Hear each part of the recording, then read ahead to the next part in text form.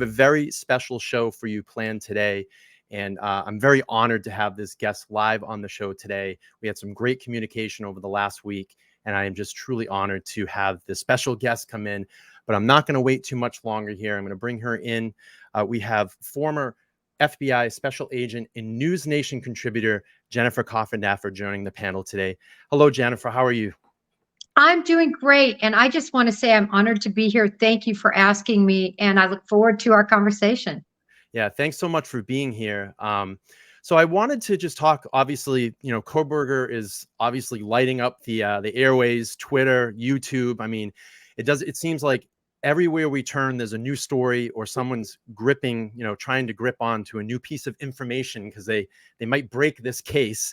But what I wanted to do is, before we get kind of into Kohberger questions, I wanted to talk to you a little bit about the FBI and the FBI involvement in crime cases. My first question would be, how does the FBI typically respond to when law enforcement asks for assistance in an investigation? Well, typically what happens, the chief of police will reach out to the head of the particular organization in terms of, is it an RA, that's a resident agency of the FBI? Is it a main office of the FBI? Anyway, they will reach out to whatever the office is in their jurisdiction, and they will ask for help. And specifically, they want things like resources, manpower, the lab, all those crime scene analysts, things like that. They just need help because they usually are with very small departments and don't have the training, the numbers, and so forth.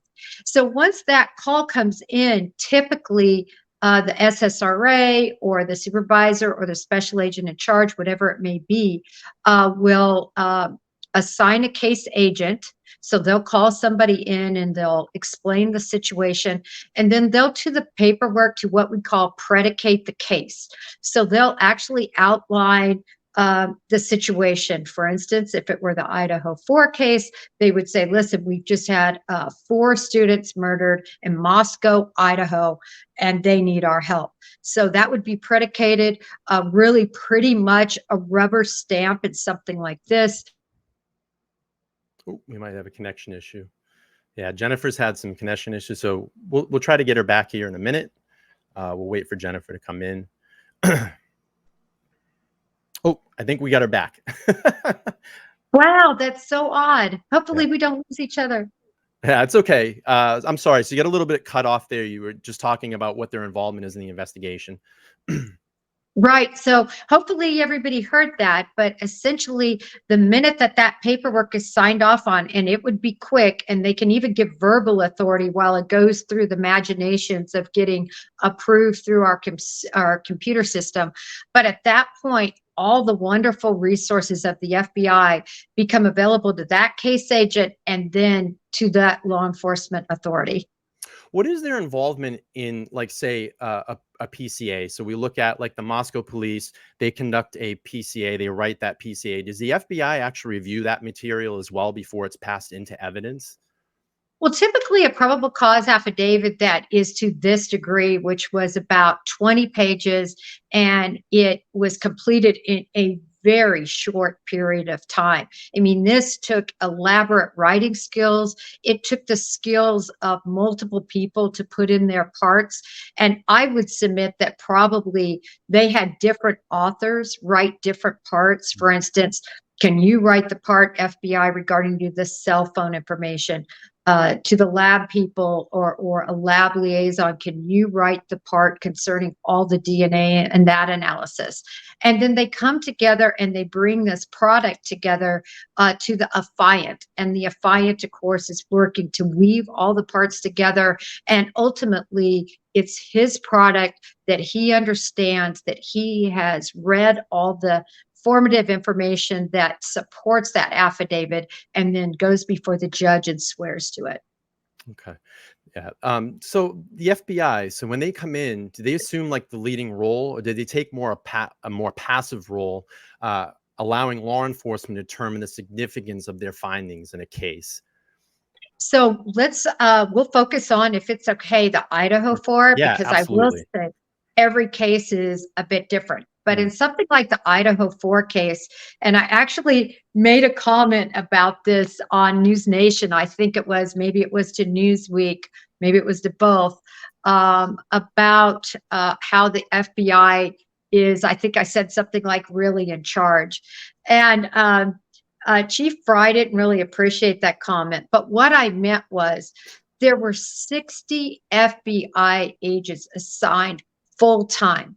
So imagine, as a case agent, you already have dozens of cases on your plate. You have things that are hopping too. But in this case, this was a matter of societal protection. They had a mass killer, potentially a serial killer out there. And so everything had to be dropped. So now you have 60 agents on top of that. You have Chief Fry, who was really at the head, because the buck stops with him because he has the jurisdiction. The Bureau doesn't. Now, we came to know that he truly did cross state lines to at least, again, he's not convicted. He is assumed innocent until proven guilty. But that is what the evidence is showing us. If they would have known that from the beginning, could the FBI have taken the helm? Possibly. But typically, if it doesn't happen on a boat, a train, a plane, or in a national reserve, park, or federal military institution, it's not federal authority. So that's why the Moscow Police Department had the primary jurisdiction. And but that's not to say that those 60 agents aren't out there making their own decisions on a day-to-day basis. They're not calling back and saying, Chief Fry, is it okay now if I interview this guy? No, they are running and gunning with whatever they were tasked with.